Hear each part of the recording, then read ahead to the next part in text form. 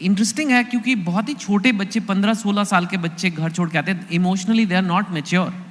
I mean honestly that is not the age, and they come and कभी paying guest रह रहे हैं, कभी कहीं किराए पे देके रह रहे हैं. ऐसा तो है नहीं कि proper, not everybody has a, it's not like there is a Kota campus.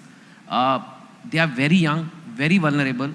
And anyway sir, आप भी जानते हैं the selection ratio is 2%, 3%, 1% in this exams. By definition Kota चलो थोड़ी परसेंटेज वो बढ़ा सकता है, लेकिन 90% बच्चों का नहीं होगा.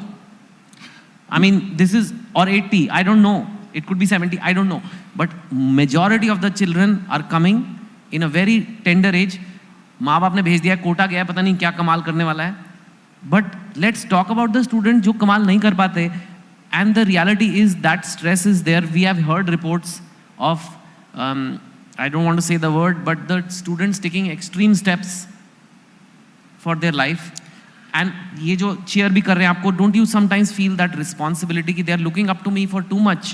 मेरा काम यार न्यूटन के लॉ पढ़ाना है, ये क्या मतलब? They are literally worshipping you there. How do you see all this? पहली बात का उत्तर जो मैं आपको देना चाहूँगा वो ये है कि कोटा से, मैं मानता हूँ कि अगर कोटा में कोई एस्पिरेंट आ रहा है, 100 बच्चे अगर हमारे यहाँ पे आ रहे हैं, तो शायद 10 या 15 बच्चे ही ऐसे होते हैं जो टॉप कॉलेजेस में पहुंच पाते हैं या अपने डिजायर्ड कॉलेज तक पहुंच पाते हैं. पर मैं आपको एक बात दावे के साथ कह सकता हूं, कोटा वो शहर है जो बच्चे को 14 से 15 घंटे रोज काम करना सिखाता है डिसिप्लिन के साथ.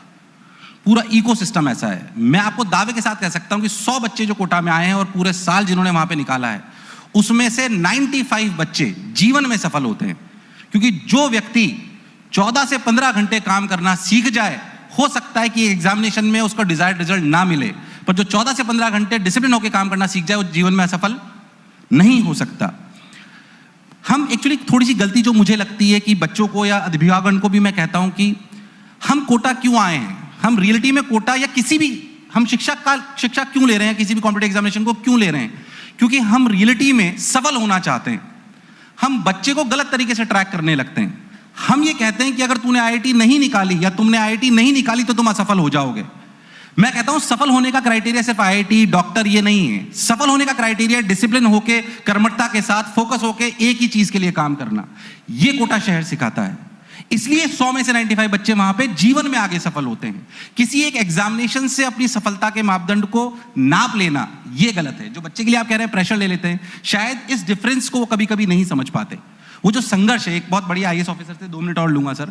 उन्होंने जब उनकी AIR 1 आई 3 साल पहले के उनका इंटरव्यू, उन्होंने बहुत सुंदर बात बोली, मुझे बहुत अच्छी लगती है. उन्होंने बोला कि मैक्सिमम बच्चे या लोग संघर्ष और दुख में अंतर नहीं कर पाते हैं. संघर्ष कर्म से आता है. हम 15 घंटे काम कर रहे हैं, इस संघर्ष को हम दुख मानने लगते हैं. ये दुख नहीं है, संघर्ष है. अगर हमें जीवन यात्रा में कुछ ना कुछ पाना है तो हमें संघर्ष से प्रेम करना पड़ेगा. जिस दिन हम संघर्ष से प्रेम करना जान जाएंगे, उस दिन शायद हम बहुत कुछ अचीव कर लेंगे. दुख वो है कि हमने कोरोना में किसी अपने साथी को, अपने सहयोगियों को, किसी परिवारजन को छोड़ दिया जिस पे हमारा कंट्रोल नहीं है. ये दुख है.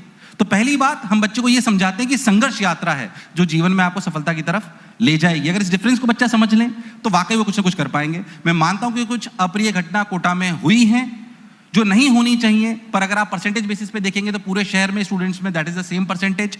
कोटा को highlight because of any reason शायद ज्यादा करा जाता है. मैं इसके बाद ये नहीं कहता हूं कि एक शिक्षाविद होने के नाते हमारा उसमें कर्तव्य नहीं कि हमें काम नहीं करना चाहिए.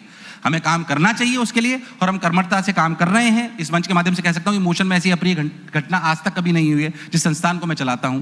तो शिक्षाविदों से भी ये अनुरोध है कि बच्चे को एक दोस्त की तरह पढ़ाइए, उसको ये समझाइए कि सफलता सिलेक्शन में नहीं, सफलता उस कर्म में है जो आप यहाँ पे आके कर रहे हो और जो यहाँ पे आके आप सीख रहे हो. अगर इस डिफरेंस को समझ जाएगा तो रियलिटी में वो जरूर सफल हो जाएगा.